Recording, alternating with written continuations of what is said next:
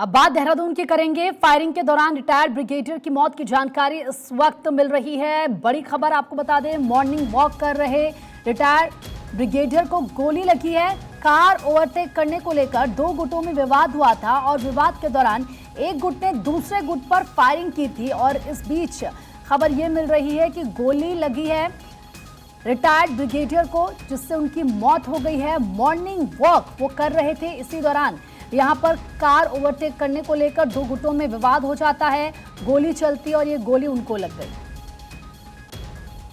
आज प्रातः 7 बजे के आसपास कंट्रोल रूम के माध्यम से थाना राजपुर पर सूचना प्राप्त हुई कि जौहरी गांव में दो गाड़ियों को ओवरटेकिंग को लेकर कोई विवाद हुआ है, जिसमें एक गाड़ी के द्वारा आगे वाली गाड़ी पर फायरिंग की जा रही थी।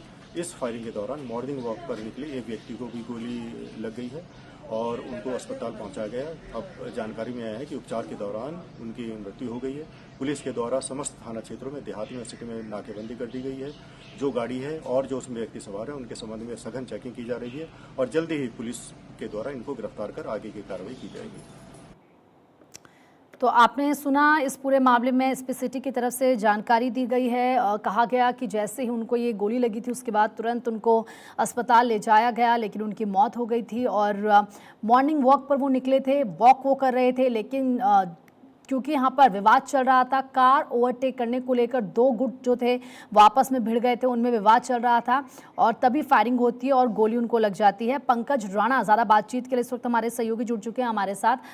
पंकज, क्या कुछ जानकारी मिल रही है, क्योंकि कहा जा रहा है कि जो रिटायर्ड ब्रिगेडियर हैं वो तो मॉर्निंग वॉक पर निकले थे, इसी दौरान किस तरीके से विवाद हुआ कार ओवरटेक को लेकर और इसमें गोली चली है। इस पूरे मामले में उनका परिवार क्या कह रहा है, आरोपियों को लेकर क्या जानकारी मिल रही है?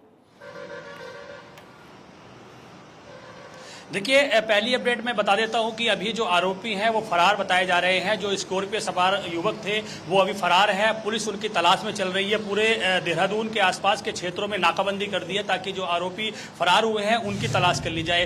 परिवारजनों का भी रो रो कर बुरा हाल है, क्योंकि ये घटना अचानक हुई है और दो गुटों के संघर्ष में जो एक निर्दोष व्यक्ति थे, पूर्व ब्रिगेडियर थे सुरेश जोशी, जिनकी उम्र 70 साल थी, वो उनकी मौत हो गई है। वो घायल हुए थे, उनको अस्पताल लाया गया, लेकिन अस्पताल लाते लाते उन्होंने दम तोड़ दिया और ये गंभीर घटना है। क्योंकि देखिए, उत्तराखंड सांतवादी के लिए जाना जाता है। देहरादून की सांतवादिया है, एजुकेशन हब है और यहां इस तरह की घटनाएं लगातार इस तरह बढ़ रही हैं। वो कहीं ना कहीं पुलिस प्रशासन की कानून व्यवस्था भी सवाल खड़े कर रही है। फिलहाल ये कह सकते हैं कि अभी जो आरोपी वो फरार है और जो दूसरे जो स्कॉर्पियो से अलावा जो एक दूसरी गाड़ी थी उस पर जो लोग सवार थे उनके साथ मारपीट की गई, उनको भी अस्पताल में भर्ती कराया गया। और देखिए, फिल्मी स्टाइल में पूरी घटना घटित हुई है। लगभग 7 बजे करीब ये घटना हुई और जब देहरादून के जो मालसी का एरिया है, यहां से तकरीबन 15 किलोमीटर आगे पड़ता है, वहां पर दो जो कार थी वो आगे पीछे चल रही थी। उसी बीच दोनों युवकों में ओवरटेक को लेकर झगड़ा हुआ और जो पीछे स्कॉर्पियो थी उन्होंने जो आगे गाड़ी चल रही थी उस पर फायर झोंक दी। यानी कि उन्होंने इस मंशा से फायर झोंका था कि उस गाड़ी में पंचर कर दिया जाए टायर में और उनको रोककर उनके झगड़ा किया जाए। लेकिन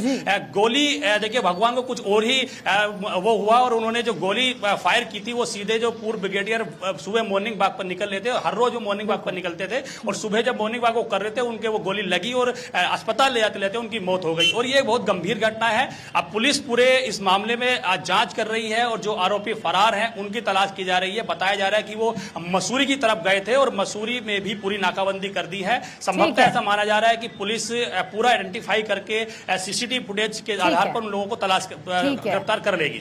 ठीक है पंकज, बहुत बहुत शुक्रिया आपका तमाम जानकारी देने के लिए।